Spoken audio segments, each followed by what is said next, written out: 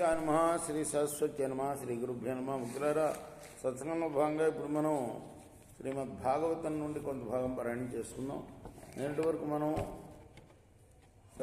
8 స్కందాలు పూర్తి చేసి 9వ స్కందాన్ని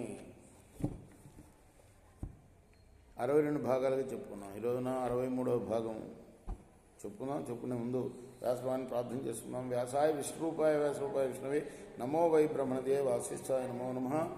ఆంజనేయం మహావీరం బ్రహ్మవిష్ణు శివాత్మకం తరుణాక ప్రభం శాంతం ఆంజనేయం నమామ్యహం.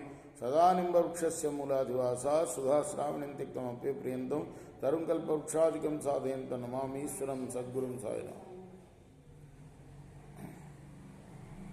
జనమే జయోహ్యభూత్పురో ప్రచిన్వాం తత్ సుతస్తతః ప్రవిరోధ నమస్విర్వై తస్మాచ్చారు పదో భవత్ తస్య సుజ్జురభూత్ పుత్ర తస్మాత్ బహుగవస్తతః సంయాతిస్తస్యాహం యాతి రౌద్రాస్య తత్సుతః స్మృతః.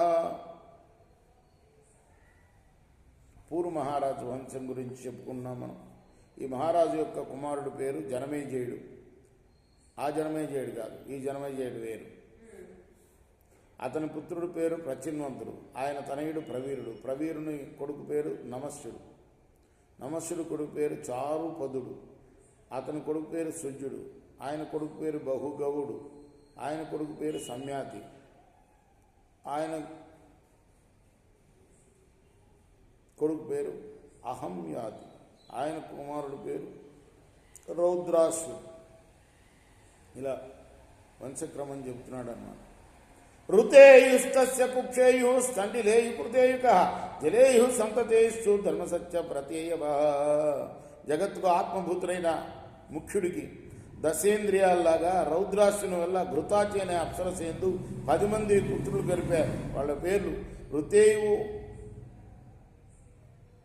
కుక్షేయువు, స్థండిలేయువు, కృతేయువు, జలేయువు, సంతదేయువు, ధర్మేయువు, సత్యేయువు, రతేయువు. చివరి వారి పేరు వనేయువు. రాజా ఋతేయువు యొక్క కుమారుడు పేరు రంతిభారుడు. రంతిభారుడు కుమారుడు పేరు సుమతి. రంతిభారుడికి 3 కొడుకులు పుట్టారు. సుమతి, ధ్రువుడు, అప్రతిరథుడు. అప్రతిరథుడు కుమారుడు పేరు కన్నుడు. అతని కొడుకు పేరు మేధాతిథి. మేధాతిథికి చాలామంది పుట్టారు. ప్రస్కన్నుడు మొదలైన బ్రాహ్మణులు జన్మించారు. సుమతి కుమారుడు రైభ్యుడు. రైభ్యుని పుత్రుడు దుష్యంతుడు. దుష్యంతుడు దాకా లాక్కొచ్చాడన్నమాట. అర్థమైందా?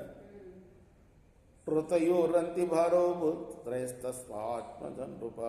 సుమతి ధ్రువో అప్రతిరః కన్వో అప్రతిరథాత్మజ తస్య మేధాతిథిస్తస్మాత్ ప్రస్కన్వాజ్యాద్విజాతయ పుత్రో భూత్ సుమతే రైభ్యో దుష్యంతస్తత్సుతో మతః. దుష్యంతో మృగయామి ఆట కన్వాశ్రమపదగత తత్రాసీనం స్వప్రభాయ మండయంతి రమామివ విలోక్య సజ్జో మూహి దేవయామివ స్త్రియం. మనకి ఎందుకు ఇదంతా కథ? భరతుడు పుట్టుక కోసం చెప్తున్నాడు అనమాట. అతి ముఖ్యమైన రాజుల గురించి చెప్పడానికి వాళ్ళ ముందు వంశక్రమం కూడా చెప్తాడనమాట వ్యాసుల వారు. అది ఒకనాడు ఈ దుష్యంత మహారాజు కొంతమంది సైనికులతో కూడి వేట నిమిత్తం వనానికి వెళ్ళాడు. యాదృచ్ఛికంగా అనుకోకుండా కన్వాశ్రమానికి చేరాడు. అక్కడ ఆ ప్రభువుకు ఒక అమ్మాయి కనబడింది. లక్ష్మీదేవిలాగా ఉంది. ఆ శకుంతల ఆమె పేరు. ఆమెను చూడంగానే అతను ఎంతో ఆకర్షితుడయ్యాడు. రేపు మనం ఈ కథను కొనసాగిద్దాం. కృష్ణార్పణమస్తు. సాయి కృష్ణార్పణమస్తు. శ్రీ సచిదానంద సద్గురు సాయినాథ్ మహారాజ్ కీ జై. చేకోరా హారతి దిగో సద్గురునాథ దేవ సాయినాథ. పాంచభౌతిక తత్వములనే హారతులిత్తుమురా. నిర్గుణము స్థితే వీడి ఎట్లే ఆకారం పొందితివో సాయిరాం. సర్వము నిండిన నీవే ఇంకడుంటివి తల్లివలే.